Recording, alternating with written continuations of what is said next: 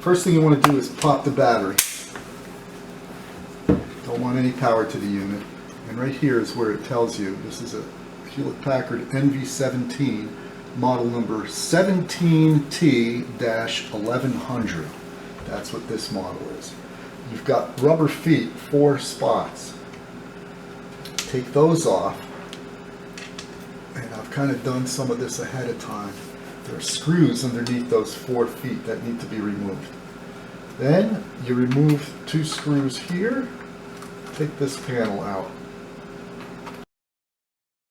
Another panel that needs to be removed is right here. 2 screws. Take that aside. There are screws within here. 1 here, 2, 3. 3 screws that hold the keyboard in. They've got to be removed. So let's remove the hard drive. You do that by pulling on this tab. Pull that up. And the hard drive just comes right out. Set that aside. Pull the RAM out by pulling these 2 tabs out, and then the RAM will slide out. And another one. There's little clips that hold it in. It slides right out. And we've got to take the keyboard out. So just find a place where you can pry it up. You might need a tool to do this. And gently pry it out at the top. Okay, you see the connectors here. Little lever pops up, and that releases that. Little lever pops up, releases that. Set the keyboard aside. Now we want to take this top cover off. There are a few screws in here. One here, there's one here. You got to loosen those, remove them. And the cover is kind of snapped in place, so carefully get a screwdriver under and start to pry it up. But you got to be careful because you don't want it to look ugly. Once you get it up a little bit, the rest of it goes pretty easily. And there are a couple of wires here as well. You can see one right through here. It's the same kind of deal where you lift the little piece up and then the wire will pop out. And then there's one right here as well. Lift it up and then you can pull that free. So once we got that out, that comes off. Okay, so we've got some hidden screws. There are covers underneath here. So if you pry this up, you can pull it away, you'll see that there's just a little plastic cover, one on each side. Pry those off. There's 2 screws in there, but they're impossible to get to still. We'll get to them in a little bit. Set that aside. In order to drop this hinge, there are 2 screws here, 2 screws here. The hinge goes through this little assembly and comes out and it's mounted here. Hold your screen while you loosen these screws.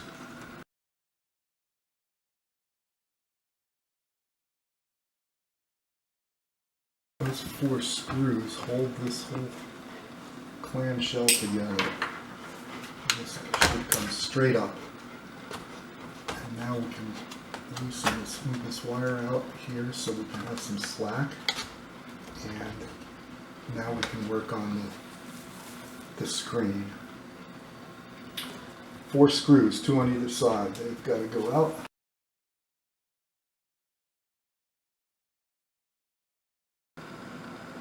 Okay, so we want to remove this plastic piece from the back clamshell, and the way to do that is you've got to get underneath it here, just gently start prying it off. It is snapped in place.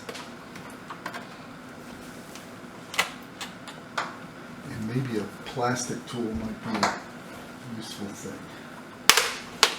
It starts to snap out.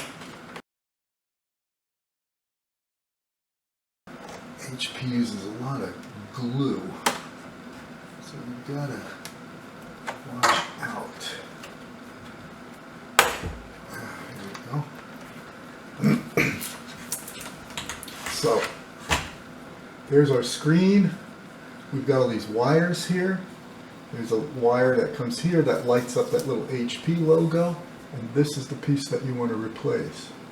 So, screw here, screw here. There are 2 screws in the side on this metal frame that comes down. And then there are screws here, 3 on either side. Be careful with these, they'll break out. They just put a little metal ferrule inside here, but it's held in place by flimsy plastic. It will be very easy for that to fall out. Now, a little piece of tape you have to remove here, and hold down on this tab to get this guy out. There it goes. This guy's stuck on here. You can loosen that up. There's the camera and speakers. And now we can remove these screws. Okay, so we removed the screws on either side of this hinge, and now we're going to, we've got these wires out of the way. I just want to loosen everything up a little bit here. Okay.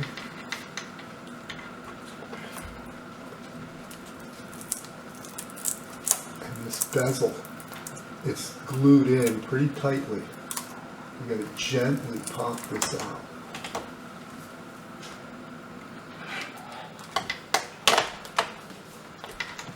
And we should be able to pull this off. There we go.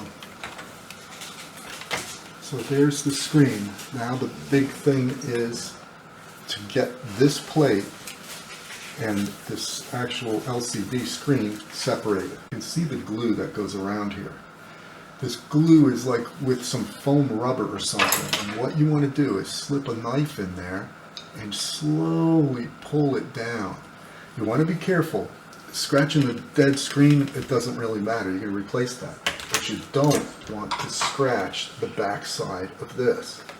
So you want to very carefully put the knife underneath and slowly move it.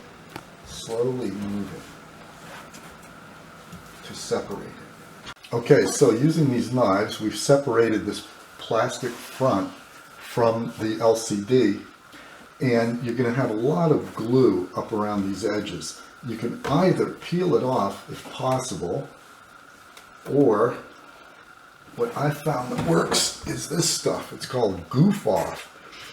Put it on a tissue or a paper towel, and you can move it around and smear it off. Okay, so we've got all the glue off. Now we want to clean the back side of this plastic screen as best as we can. And I'm just using isopropyl alcohol. Just get it as clean as you can. There's probably a million ways to glue this down, but I have this stuff laying around. It's used for sticking weather stripping on shower doors, so you can see what it looks like. All I'm going to do is take, it's double-faced tape essentially. I'm going to take and put a couple of strips on the periphery of this plastic screen. And then the big trick is to take our LCD, position it just right. Okay, so I just put a few strips of this acrylic tape down. It's a typical double-faced tape. And you can lift off the second layer. And there's the gluey side. Okay, so we're going to try to lay this on here. I put the toothpicks down so that I hope I have some maneuvering room before we commit. Make sure you got the top to the top of the screen, to the top of this outside bezel. And we're just going to lay this down and move it around until we think we're pretty centered on there.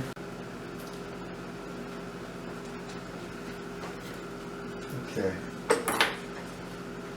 now we'll just press it in, and it's time to reassemble it, which is pretty much just backwards of what we did.